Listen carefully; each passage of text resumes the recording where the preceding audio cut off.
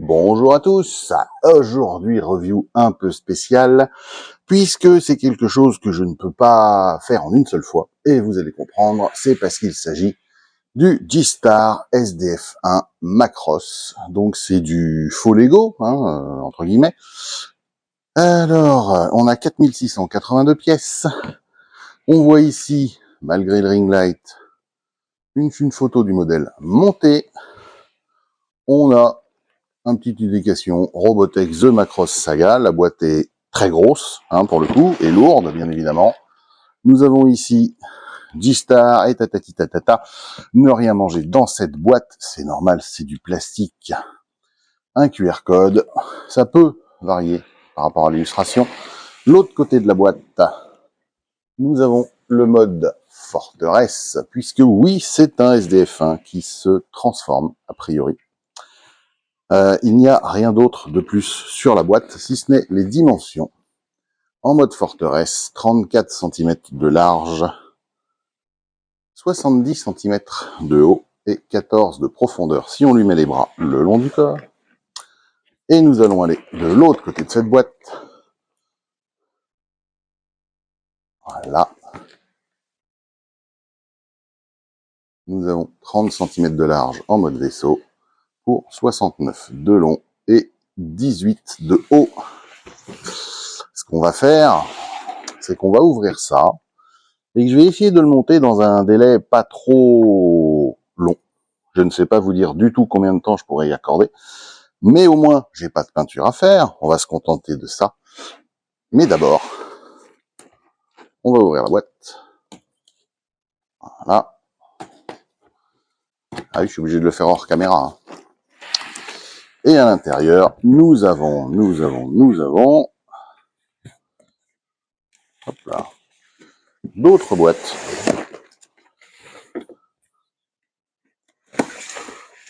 qui contiennent très certainement toutes les pièces. Il y a 4 boîtes en tout à l'intérieur de ce SDF1.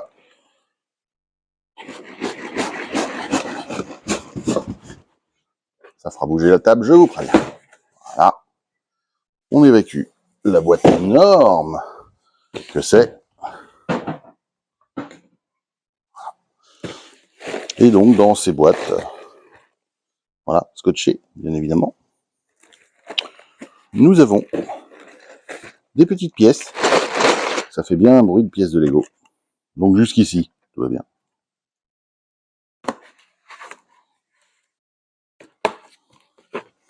Donc j'en ouvre une au hasard, complètement au hasard, je l'ouvre avec vous. Et nous avons effectivement des sachets avec des pièces. Des sachets, là c'est l'étape donc 9 et 10, 11 et 12. Voilà.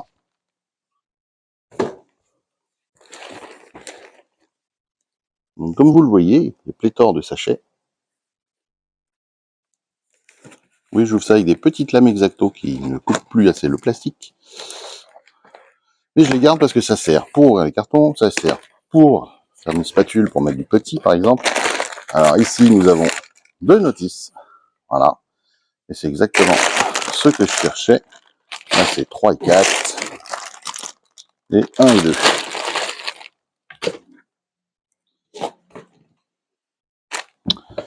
Et donc, la notice, ça c'est la B, ça c'est la A. Donc logiquement on va commencer par celle-ci.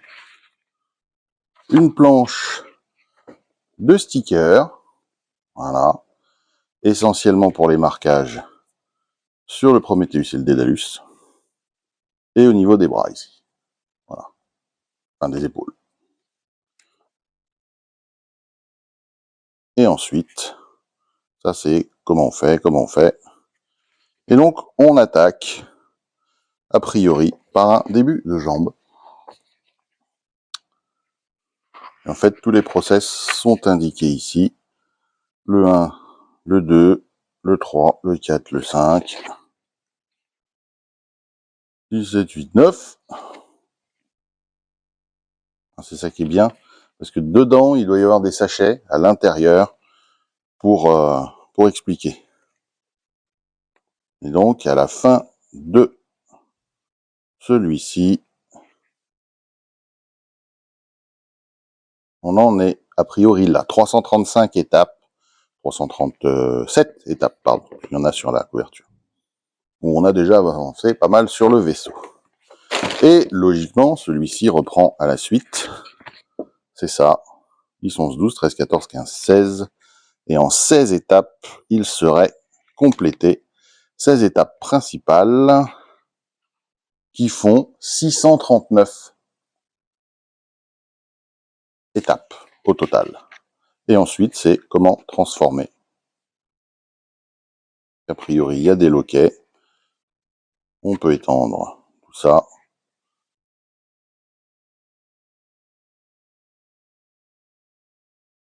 Donc, c'est une transformation en 14 étapes. Ça paraît pas idiot. Mais écoutez, je vais faire ce montage et je vais essayer de vous montrer ce que ça donne fini parce que c'est juste énorme. Voilà. À tout à l'heure, demain, après-demain, j'en sais rien. J'ai pas tout le temps de ma journée. Si j'ai pas pu bloquer tout un week-end pour faire ça. Mais on va faire le plus vite possible. De toute façon, vous ne verrez pas la différence dans la vidéo. À tout de suite.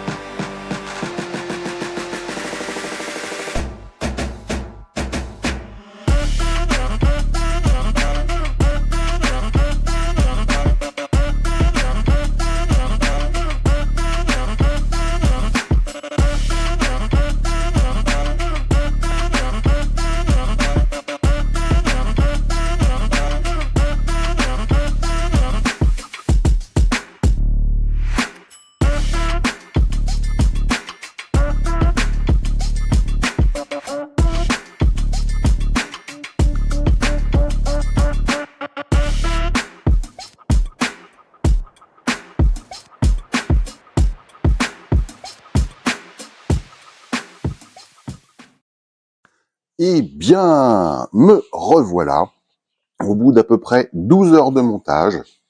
En gros, il y a 16 sachets, 16 étapes, pour lesquelles on met à peu près 40-45 minutes chacune, sans se presser, en y allant tranquillement, en faisant les choses normalement, comme il faut. Et voilà la bestiole. Donc vous voyez, même dans le champ, elle a du mal à tenir, essentiellement à cause du pied qui retient mon appareil photo. C'est un beau bébé. On est effectivement à 69 cm de long. Un aspect sympa. Ce que je vous propose, c'est de vous emmener en balade. Parce que comme ça, on verra rien. Le manipuler, parce qu'il pèse un peu l'animal, c'est pas facile. Donc, je vais vous emmener sur une visite guidée du SDF1 en mode forteresse. C'est-à-dire comme ça, je vous ai dit une bêtise tout à l'heure. Vous l'aurez rectifié, vous pouvez me crucifier si vous voulez. D'abord, faudra m'attraper. Même en convention, c'est pas facile. Il y en a qui ont essayé, ils ont eu beaucoup de problèmes. On les a jamais revus. Allez, on part pour un tour. Et donc, nous voilà. Donc on a bien les épaules avec les gros canons. Nous avons bien évidemment le Dédalus avec son marquage sombre sur le côté. Les coques sont bien faites. On peut les ouvrir. Il n'y a rien dedans, mais on peut ouvrir. Voilà. On a un stand pour le mode forteresse, qui est pas ultra heureux, mais qui a le mérite d'être là. Voilà. Alors ça, c'est un tempo print, le SDF1 Macross sur la plaque. On a plein de tourelles partout. Donc celles-ci sont fixes, celles-ci sont mobiles. Évidemment, on peut lever les canons. Voilà. Ça c'est fixe, ça c'est mobile, ça c'est mobile, ça c'est mobile aussi, etc. Donc vous voyez la finition. Beaucoup de pièces transparentes qui réagissent bien à la lumière noire, mais c'est pas forcément le propos. Voilà. La passerelle du SDF1. Voilà. Donc, au niveau proportion, effectivement, l'avant est un peu court, mais ça vient essentiellement de la méthode de transformation. Ça me choquait plus sur les photos, là ça me choque moins. Voilà. Sous cet angle-là, ça fait très ramassé. Là, ça va. Voilà, je vous donne mon ressenti après. Au niveau des patounes, nous avons bien les réacteurs. Et nous avons le Prometheus qui fait l'autre bras. Alors, ce sont des stickers, essentiellement au-dessus du Prometheus et ici au niveau des marquages, qui sont fins, qui s'appliquent bien, qui laissent pas beaucoup de chance si jamais on les positionne mal. Donc il faut faire attention. Maintenant, voilà. Donc vous voyez, c'est une belle bestiole. On a un light-up incorporé. Alors le stand n'est pas fixé, hein. Il est juste plat sur le dessus. Il sert uniquement à supporter tout cela.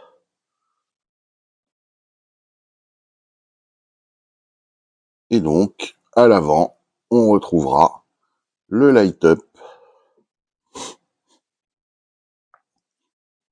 En dessous, on a également du détail. Donc je vais le mettre debout sur ses pieds. Et vous allez comprendre pourquoi. C'est pour vous montrer le détail du dessous. À tout de suite. Et voilà. Donc, le dessous du SDF1, avec un soin apporté quand même, que ce soit accurate ou pas. C'est un jouet, c'est destiné à être monté, c'est un prix qui est totalement convenable. Donc voilà. Donc vous voyez, on a bien les moteurs en dessous, la tourelle ventrale. Et ici, on arrive sur le light-up, et en fait, on a ici deux choses qui sont pas très belles, mais qui servent, voilà, à allumer le light-up.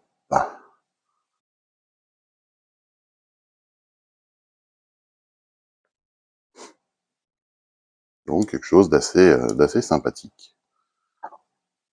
Donc ce que je vous propose maintenant, c'est maintenant qu'il est debout, je vais essayer de cadrer ça pour vous le mettre en version Storm Attacker, en mode robot, si vous préférez. À tout de suite.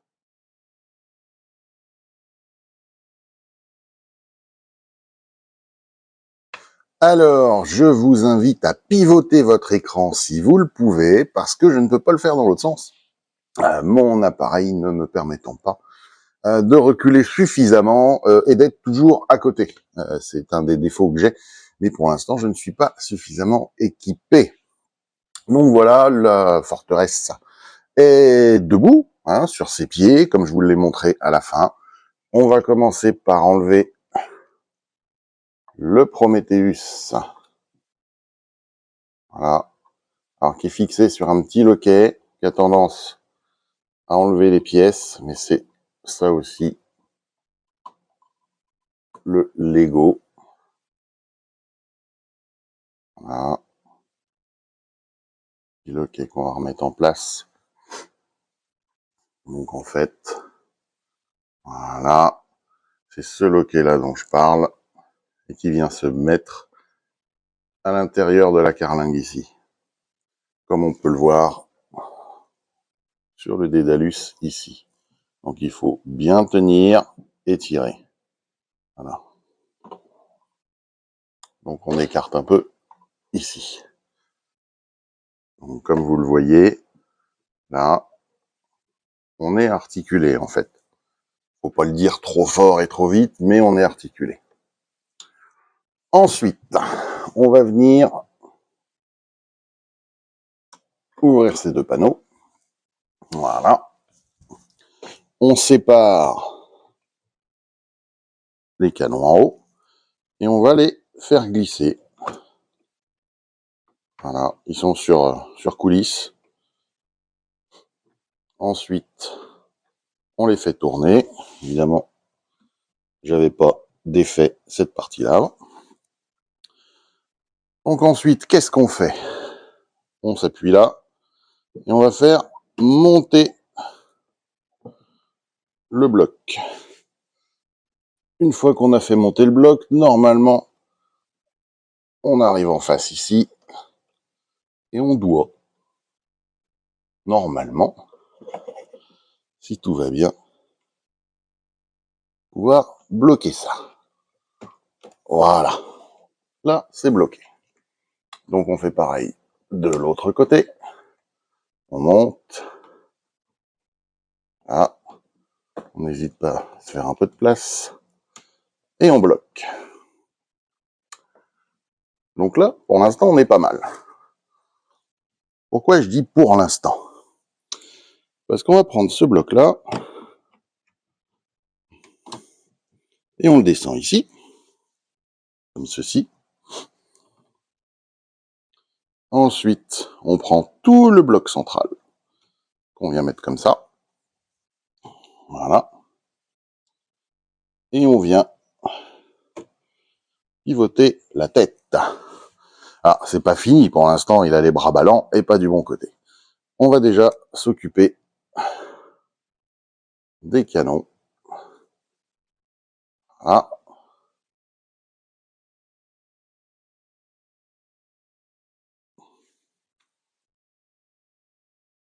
Ça a quand même une assez bonne gueule. Ensuite, on prend tout ça et on vient. Voilà.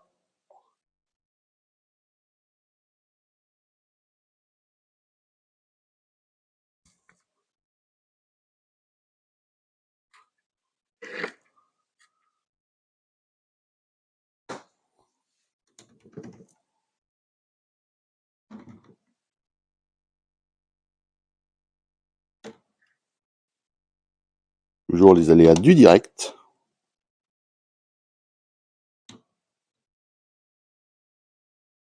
Voilà.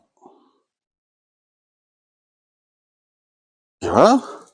On lui écarte un peu les jambes. Et on a terminé la transformation de ce SDF1. Alors, on va repasser en mode horizontal pour les détails, parce que vous les verrez mieux. À tout de suite.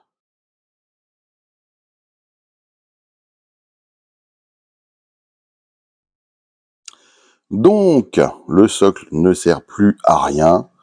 On a bien notre Dédalus ici, qui sert de bras. On a l'articulation du bras qui est sur un double ratchet.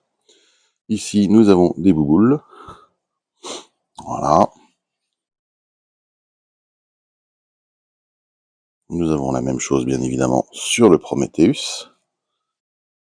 Voilà. Donc, on a ici les petites épaulettes qui font sympa. Les canons. Alors, les canons, eh bien, oui, cela fonctionne. On peut le mettre en Storm Attacker et évidemment, dans ces cas-là, charger tout ça. Au niveau de la tête,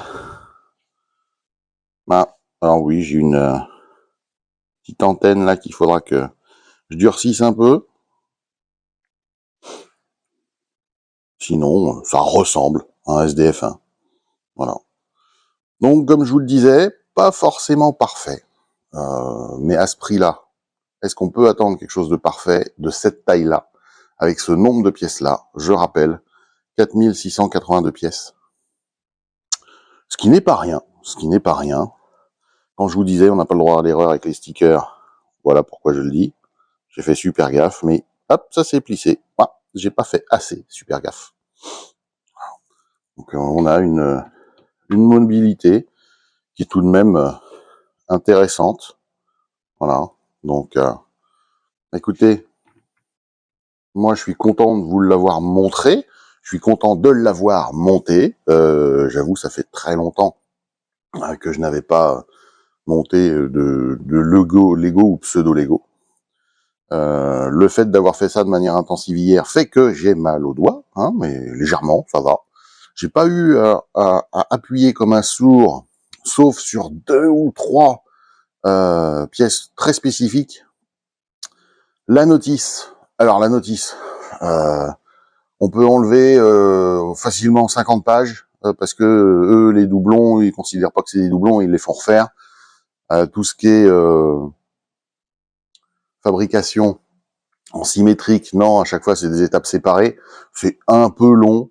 Honnêtement, il y a des fois on rajoute 2 pièces, quoi. Enfin voilà, j'avais déjà dit ça sur le Metal Slug. Là, c'est la même chose. Et alors les couleurs sur la notice. Heureusement que les pièces, on arrive à comprendre. Mais le bleu foncé imprimé encore plus foncé qu'il n'est vraiment, c'est juste pas possible. On voit pas certains détails sans incliner la feuille pour avoir le reflet sur l'encre noire. Voilà, je vous préviens tout de suite. Prenez une loupe ou alors voilà, moi j'ai un très bon éclairage et ça m'a, voilà, il y a des endroits ça m'a niqué les yeux, quoi.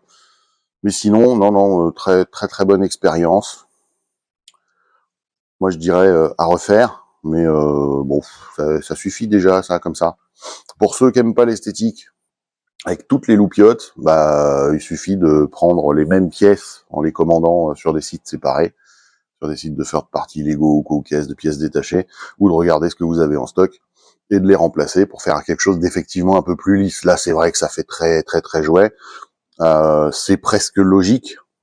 Ça reste du Lego, ça reste ludique. Le coloris est clairement basé sur le jouet Matchbox. Ici, on voit Robotech Macross Saga. Il n'y a aucune indication de licence Harmony Gold. Donc, c'est du faux sous licence. Après, le produit fini, voilà, aucune pièce manquante. J'ai oublié de le dire, mais aucune pièce manquante. J'ai eu un color swap entre une pièce blanche et une noire, mais ça a aucune incidence sur le montage parce qu'elle se voit plus du tout après. C'est une pièce de remplissage. J'ai eu 2 petites pièces de remplissage qu'à mon avis j'ai raté au niveau de la notice. Derrière l'intérieur des jambes ici. Ah oui, puisque ça je vous ai pas montré, mais oui, l'intérieur est détaillé aussi. Voilà. Et là, il est un peu ventre mou, c'est-à-dire que si j'appuie, ça fléchit à l'intérieur. Et je pense que les 2 petites pièces, 2 micro-pièces, hein, c'était le calage. Enfin voilà, pour moi, c'est quelque chose de réussi. Je suis très content, encore une fois, de vous l'avoir présenté rapidement. Hein. N'hésitez pas à me poser des questions, si vous en avez, sur ce petit élément qui va finir au-dessus de mes vitrines Macross. Donc ceux qui connaissent ma pièce au-dessus des vitrines Macross rigolent déjà d'avance, mais je vous merde. Hein. J'ai dit au-dessus. Bah, ce sera peut-être au-dessus à côté, mais ce sera au-dessus quand même. Ce sera en hauteur. Alors, et puis moi, je vous dis à très très bientôt pour une autre review de quelque chose sur Macross, par exemple, parce que j'en parle pas assez, mais j'adore ça. Merci à vous, dans tous les cas, de continuer à me suivre. Coucou aux nouveaux abonnés. Merci à vous également. Et moi, je vous dis au revoir.